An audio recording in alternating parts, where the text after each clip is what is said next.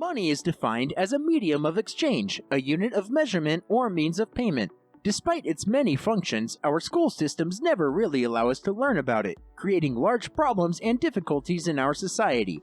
Today, we explain the most common situations caused by the lack of proper money management, and then we will do the education ourselves by showing what school should have taught us about earning money and saving.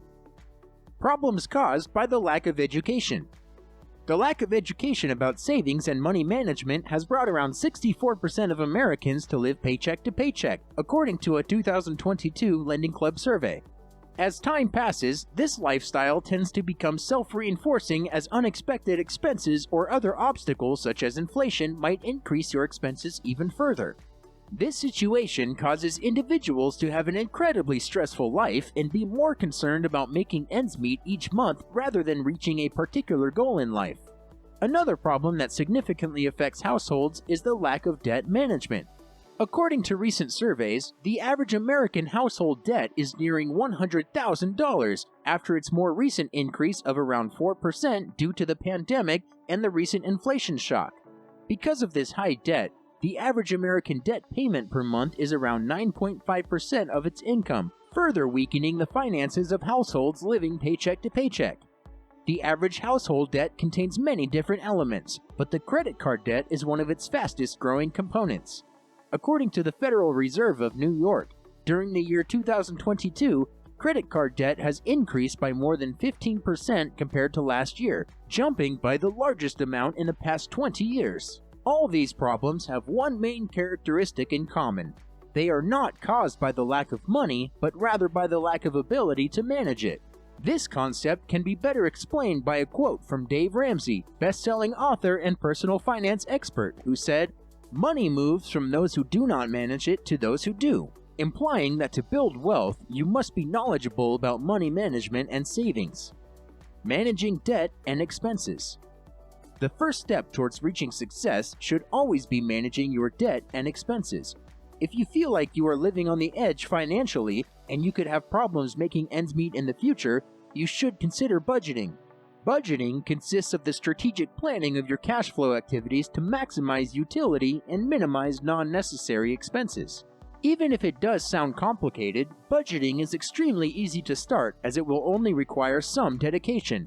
It is a very strong tool for people who are trying to save money because one of the reasons for overspending is simply not checking your balance and how every purchase would affect it.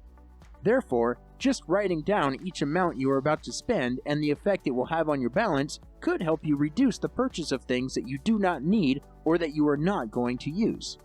As shown by the graph, budgeting has a significant effect on households, and it helps to achieve the primary goal of getting out of debt, which is the starting point for your journey towards financial freedom. Then, the second step towards financial freedom should lie in remaining out of debt. This step is one of the most crucial ones as it prevents everything from going back to square one, and it is necessary to build a solid foundation on which your life can stand. Getting out of debt could seem to be the harder part, but it could only take a couple of poor decisions to lose all the hard work you put in and become indebted again. To remain out of debt and have a strong financial condition, you should follow two especially important principles. Don't be over-leveraged and save money in an emergency fund.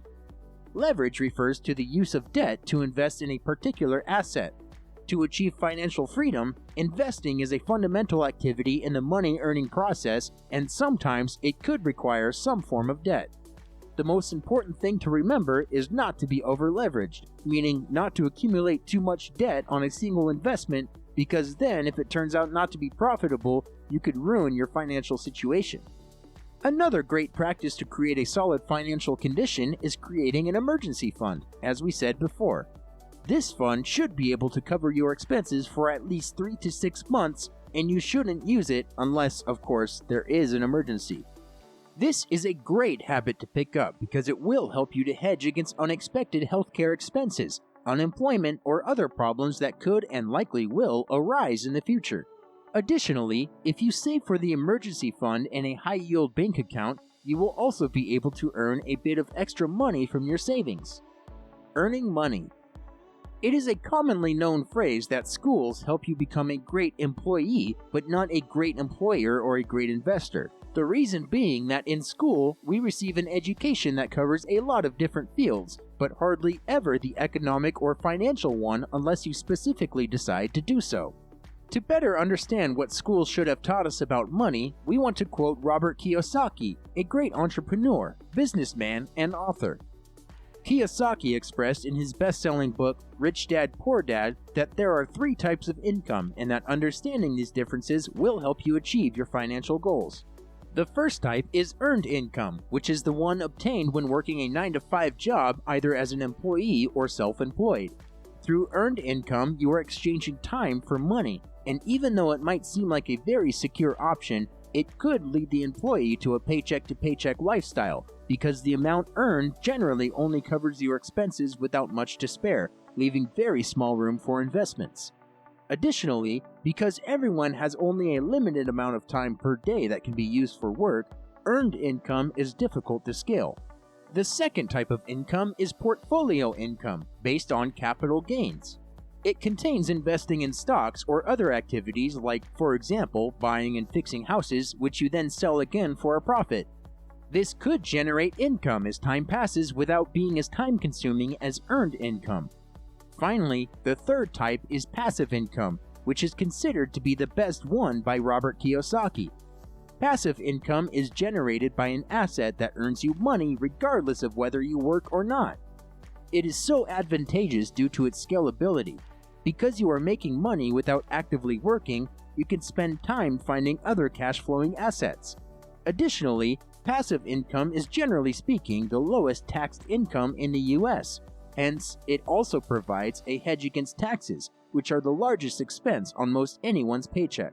Subscribing to our channel and smashing the like button for this type of content is completely tax-free, by the way. Even though it is mainly very difficult to start earning with passive income as the majority of people will need a 9-to-5 job to start investing, school does not teach you that as you save more and more, you should transition towards passive income streams like dividend investing. It is important to know that transitioning towards passive income will require some form of a financial IQ.